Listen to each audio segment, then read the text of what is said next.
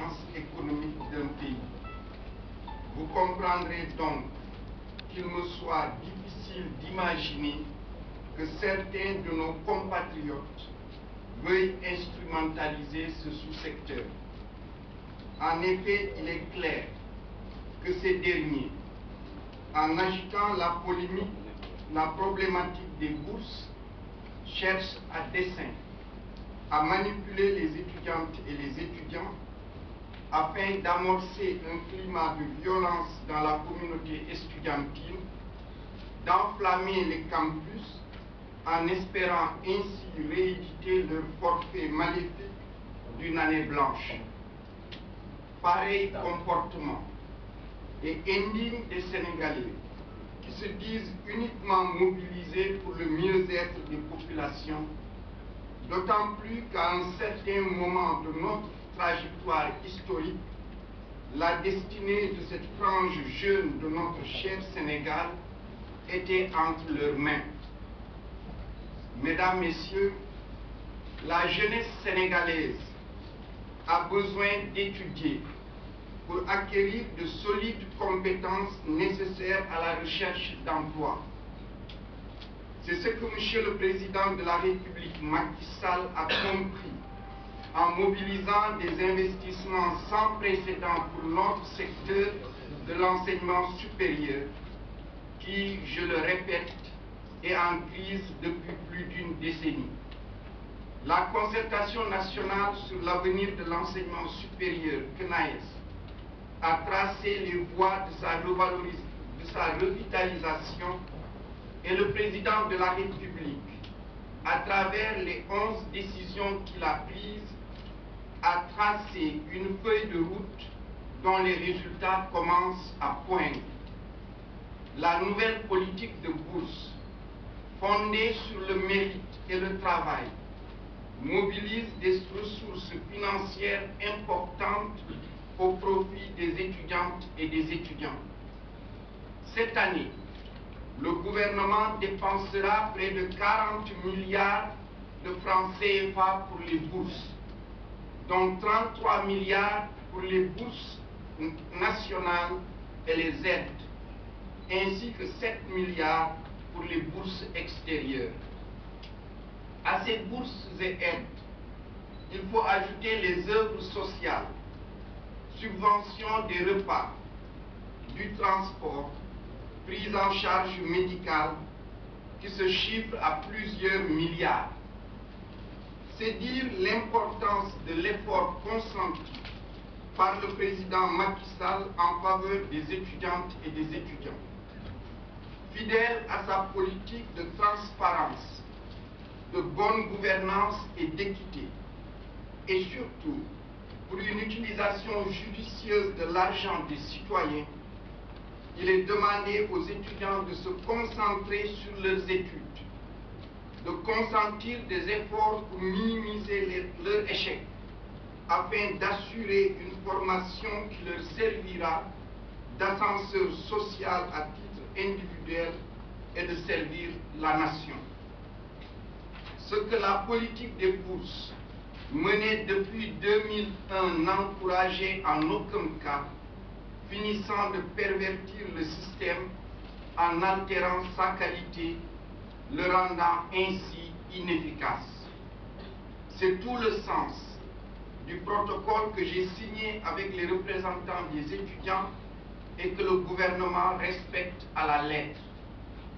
Le pouvoir précédent, malgré les interventions intempestives de ses membres les plus influents sur les bourses, est comptable et coupable des dérives que nous essayons de corriger. À titre d'exemple, pour l'année académique 2012-2013, sur 645 étudiants ayant validé leur licence à la faculté de lettres et sciences humaines de l'université Cheikh Anta Diop, 391 ont passé entre 6 ans et 17 ans pour obtenir leur licence, alors que la durée normale d'obtention est de 3 années. Vous comprendrez alors que le système de bourse dont nous avons hérité a surtout favorisé l'émergence d'un état d'esprit laxiste, l'engorgement d'un des fleurons de notre système d'enseignement supérieur l'UCAD, la surcharge des classes et l'épuisement des enseignants.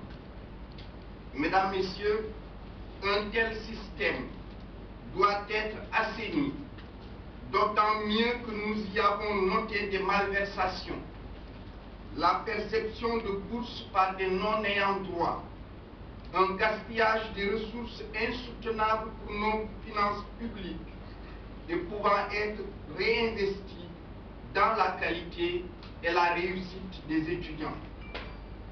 Concernant le problème particulier et très grave de la perception de bourses par des non-ayants droit, j'ai avant-hier, lundi 19 mai 2014, porté plainte contre X auprès de Monsieur le procureur de la République pour que la lumière soit faite. En effet, mes services ont identifié à la date d'aujourd'hui 2832 personnes ayant perçu des bourses de manière indue, dont 1800 au niveau des bourses de troisième cycle. Nos investigations vont donc se poursuivre et un audit dont les résultats seront largement partagés et en cours. D'ores et déjà, nous pouvons dire que le préjudice annuel subi se chiffre à des milliards. Mesdames, Messieurs, vous comprendrez alors toutes les précautions que les différents services impliqués dans le processus prennent pour assurer le paiement des bourses dans le souci d'éviter le risque d'alimenter ces trafics illicites. En adéquation avec la nouvelle politique de bourse, le gouvernement a étudié avec bienveillance les demandes des étudiants et a consenti pour cette année encore à de nombreux sacrifices. Ainsi avons-nous ramené la perte de bourse à 2 redoublements par cycle au lieu d'1, accepté l'harmonisation des droits d'inscription par cycle et examiné favorablement ce que les étudiants appellent la revalorisation des bourses et que nous appelons la prime à la réussite. À ce propos, depuis le 15 mai 2014, les différents recteurs ont été informés que la direction des bourses procédera au changement de taux dès qu'elle aura terminé le traitement des bourses des nouveaux bacheliers. La direction des bourses, en même temps qu'elle poursuit les vérifications au niveau du fichier des bourses, a entamé ce travail. Dans ces conditions, il est incompréhensible d'entendre des délégués d'étudiants de certaines universités réclamer urbi et orbi la revalorisation des bourses. Je tiens à dire solennellement aux parents d'étudiantes et d'étudiants que force restera à la loi. Le gouvernement prendra toutes les dispositions idoines pour assurer la sécurité des biens et des personnes sur les campus, ne permettra à personne d'user de la violence sur ces lieux d'acquisition du savoir que sont les universités, les écoles et instituts.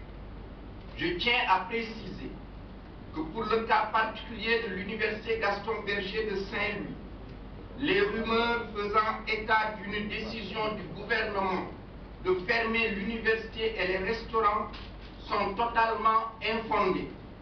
Faut-il y voir le travail d'esprit malveillant?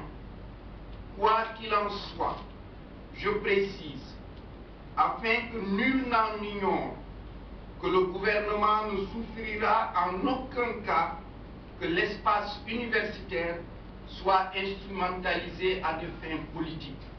Je vous remercie de votre attention.